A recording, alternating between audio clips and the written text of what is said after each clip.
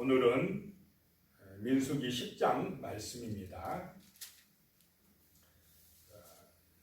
이제 민수기 10장은 나팔 소리에 맞춰서 나팔 소리에 대한 말씀과 또 이스라엘이 행진을 시작하는 그런 말씀입니다.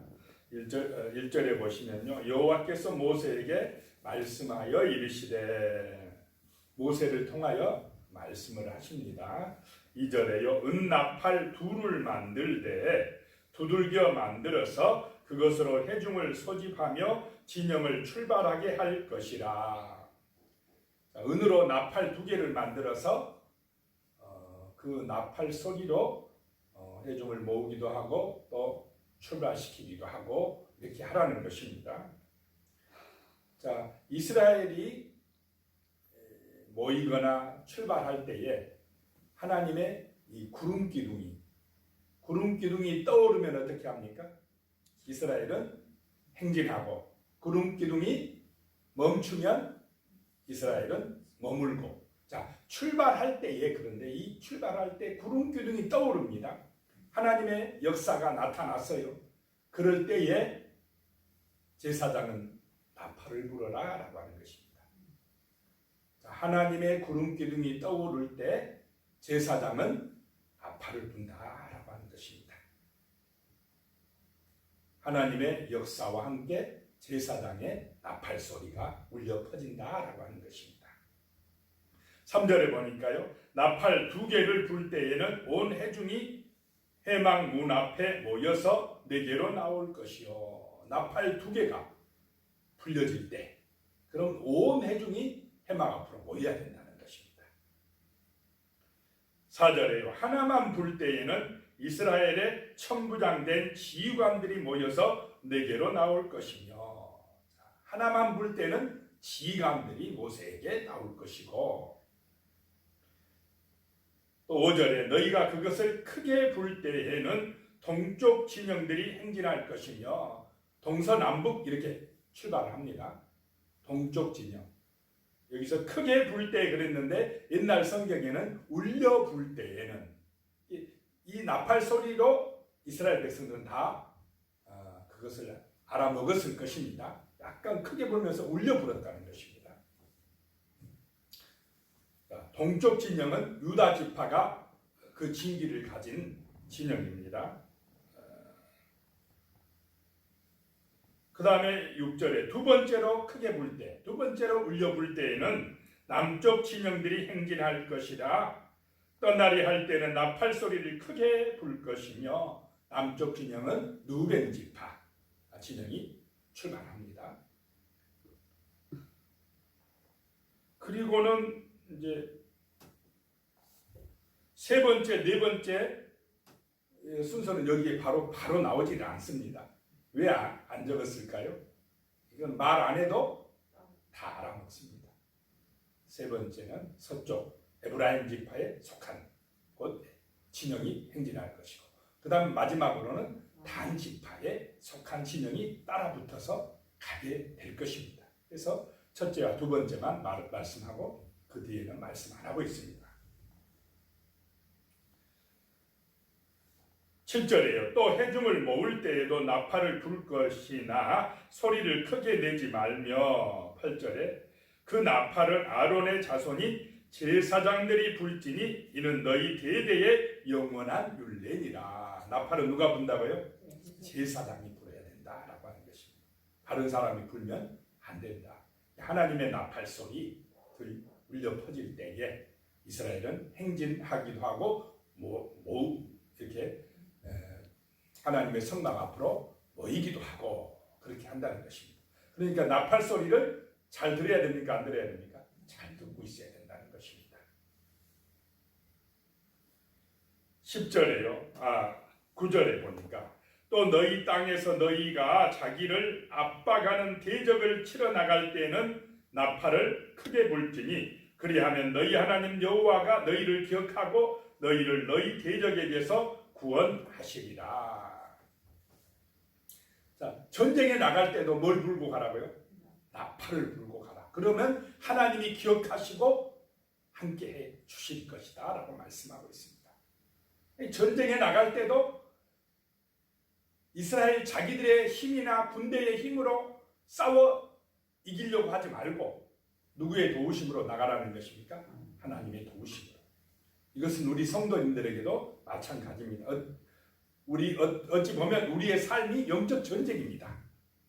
그래서 날마다 우리가 출발할 때 하나님의 나팔 소리, 하나님의 말씀의 능력을 선포하고 믿고 나가면 하나님이 기억하시고 이기게 해주실 줄로 믿습니다.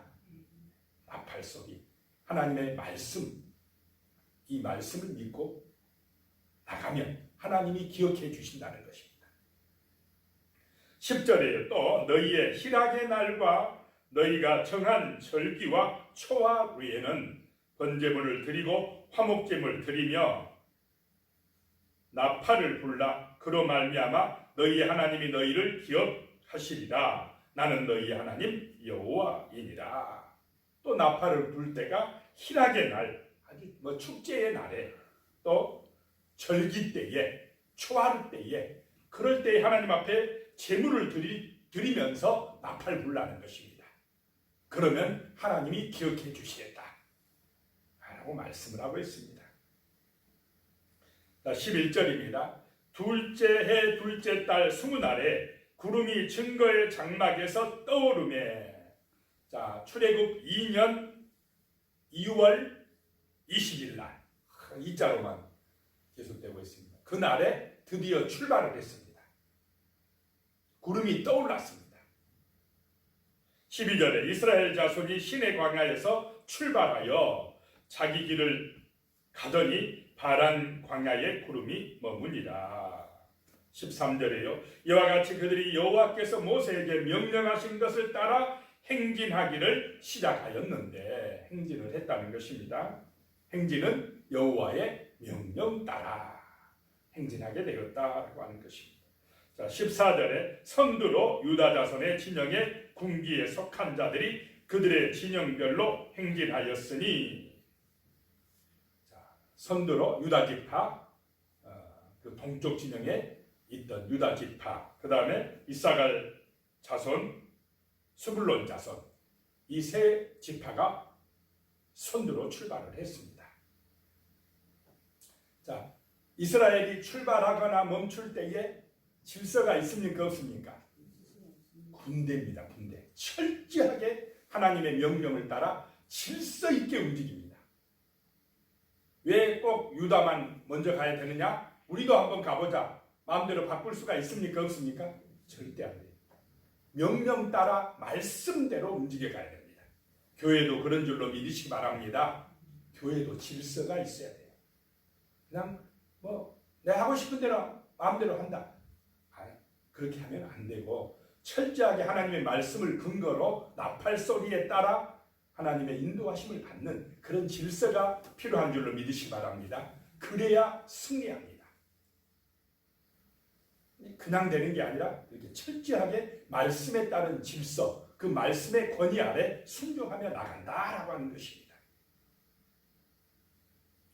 이 동쪽 지파가 출발했고, 그 다음에 이제 남쪽 지파가 따라 붙어야 되는데, 그 중간에 보면 17절에 보겠습니다. 이에 성막을 거두매 게르손 자손과 무라리 자손이 성막을 메고 출발하였으며, 이 레위 지파가 중간에 가야 되는데 동쪽 지파 다음에 왔어요. 왜 그랬을까요? 무라리 자손, 또 이게 게르손 자손, 레위 지파, 이 두 지파는 그 성막 휘장과 또 널빤지 기둥을 가지고 움직이는 레위 자손입니다. 게르손 자손은 휘장이라든지 이 성막, 그 천막을 가지고 가고, 무라리 자손은 널빤지라든지 기둥 가지고 가서 먼저 뭐 해야 되기 때문에 그러겠습니까? 성막을 세워놔야 돼요. 그래야 그 다음에 성물도, 법궤를 비롯한 성물이 바로 들어갈 수가 있지 않겠습니까? 그래서 무라리 자손, 게르손 자손은 고앗 자손보다, 법궤를 짊어진 고앗 자손보다 먼저 갔던 것입니다. 먼저 가서 빨리 성막을 세워놔야 되기 때문에 그렇습니다.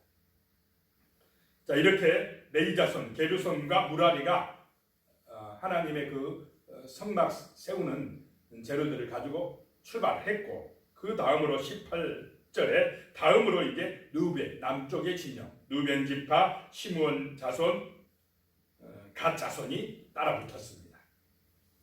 자, 그러면 6지파가 지나갔습니다.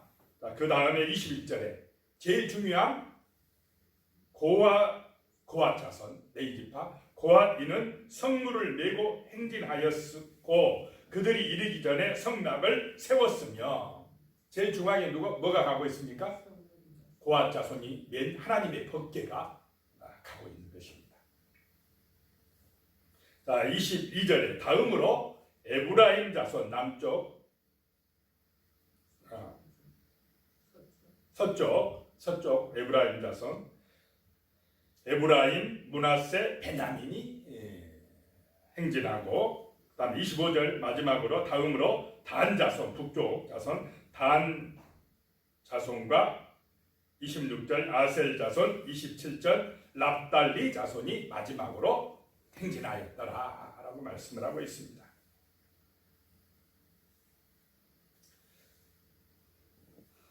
자, 28절에 이스라엘 자손이 행진할 때에 이와 같이 그들의 군대를 따라 나아갔더라. 군대대로 하나님의 명령을 따라 나아갔더라, 행진하였더라 라고 말씀하고 있습니다. 자, 29절에 보면요, 모세의 장인 미디안 사람 누엘의 아들 호밥에게 이르되 여호와께서 주마하신 곳으로 우리가 행진하나니 우리와 동행하자. 그리하면 선대하리라. 여호와께서 이스라엘에게 복을 내리리라 하셨느니라. 자, 하나님의 말씀대로 따라가면 하나님께서 복을 내리실 것을 모세는 믿었습니다. 근데 그 길에 처남이죠, 장인의 아들이면 호밥에게 우리와 함께 같이 가자라고 말씀을 하고 있습니다. 이 겐 족속은 이방 족속인데 같이 가자. 이 호밥은 살았던 곳이 어디입니까? 이 광야지로. 그러니까 광야의 지리에 대해서 잘 압니다. 그러니까 모세가 호밥에게 우리의 길 좀 인도해달라 이렇게 지금 요구하는 것입니다. 그랬더니 30절에 호밥이 그에게 이르되 나는 가지 아니하고 내 고향 내 친척에게로 가리라. 안 간다고 그럽니다. 자, 31절에 모세가 이르되 청하건대 우리를 떠나지 마소서. 당신은 우리가 광야에서 어떻게 진칠지를 아나니 우리의 눈이 되리이다. 모세가 또 부탁합니다. 32절에 우리와 동행하면 여호와께서 우리에게 복을 내리시는 대로 우리도 당신에게 행하리이다. 근데 여기에는 동행했는지 안 했는지 안 나오고 있지만 뒤에 가면 사사기서에 가면 이제 동행했다는 것을 알 수가 있습니다. 그런데 하나님께서 지금 구름 기둥으로 인도하시는데 뭐 꼭 사람의 안내가 필요하느냐라고 하는 것입니다. 자, 그런데요, 하나님이 구름 기둥으로 인도하시지만은 또 그 하나님의 목적, 하나님의 뜻에 따라 순종하여 갈 때에 사람의 노하우, 사람의 경험도 적절하게 또 아름답게 쓰임받게 된다라고 하는 것입니다. 호밥이 뭐 샘이 어디가 있는지, 물이 어디서 나오는지, 어디로 가면 좀 덜 위험하는지 이런 것을 아마 경험적으로 알고 있었을 것입니다. 자, 인간의 경험이나 지혜도 하나님의 목적에 맞을 때에는 하나님의 영광을 위하여 귀하게 쓰임받는 줄로 믿으시기 바랍니다. 그래서 하나님의 은혜와 사람의 이런 경험이 같이 합쳐질 때 정말 하나님이 기뻐 영광 받으시는 아름다운 역사가 나타난다라고 하는 것을 볼 수가 있습니다.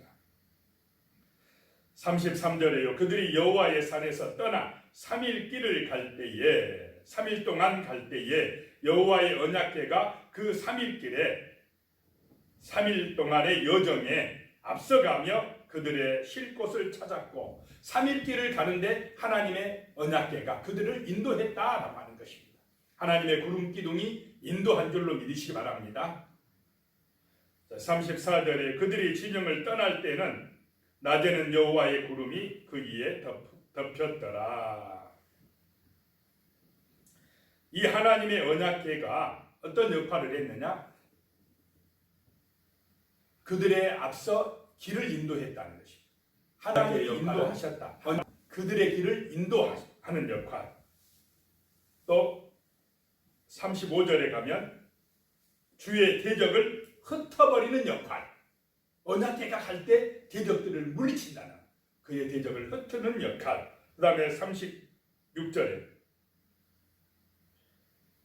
궤가 실 때에는 말하되 여호와여 이스라엘 종족들에게 돌아오소서.